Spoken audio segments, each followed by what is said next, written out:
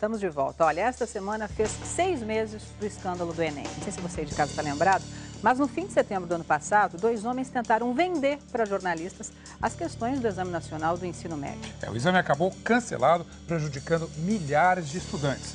Passado tanto tempo, o que aconteceu com os envolvidos? E o processo na justiça, será que andou alguma coisa? Alguma punição à vista?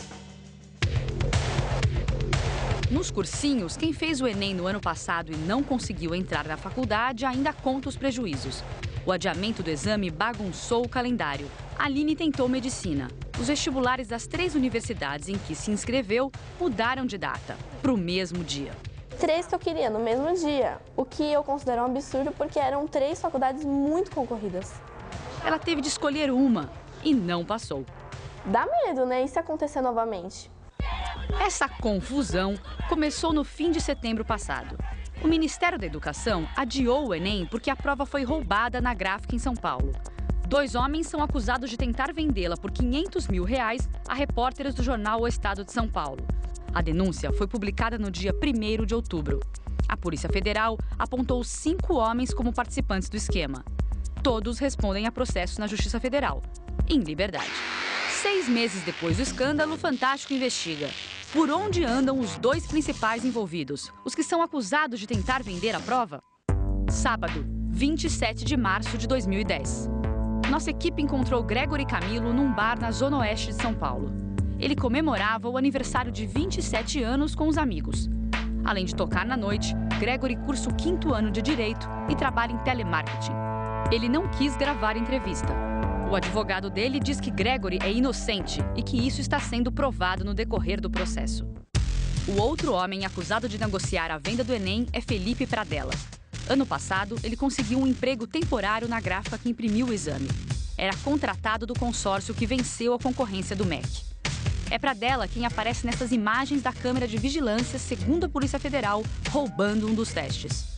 Nesta entrevista exclusiva ao Fantástico, ano passado, Pradella alegou que não pretendia ganhar dinheiro. O que eu queria fazer era mostrar que o Enem não era tão seguro.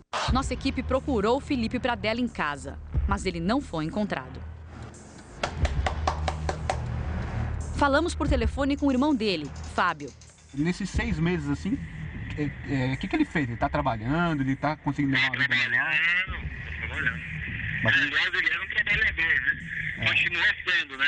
Ele não é um bandido, ao contrário, é trabalhador. Ele continua trabalhando e está trabalhando muito bem, por sinal.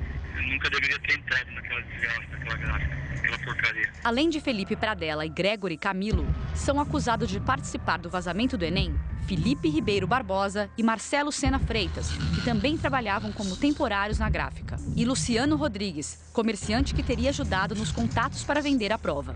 Os 5 respondem por violação de sigilo e corrupção. Pradella foi denunciado também por extorsão. O Ministério Público Federal também havia denunciado os 5 homens por peculato, um crime cometido por funcionário público ao se apropriar de dinheiro ou outro objeto de valor. Mas o juiz não aceitou a denúncia, argumentando que as questões do Enem não tinham valor econômico. O procurador explica que o Ministério Público recorreu da decisão, mas que isso não atrasa o processo. Os 5 acusados devem ir a julgamento até o fim do ano. Imaginamos uma pena superior a 4 anos. A advogada de Felipe Pradella diz que concorda com o argumento do juiz de que não houve crime de peculato e que Felipe está à disposição da Justiça para responder às acusações. Depois da fraude, o Ministério da Educação trocou de gráfica e de consórcio para realizar o exame do ano passado. Para o Enem deste ano, as empresas ainda não foram escolhidas. O MEC pretende aplicar a prova nos dias 6 e 7 de novembro, depois dos 2 turnos das eleições. A eleição ocupa 2 finais de semana em outubro, né?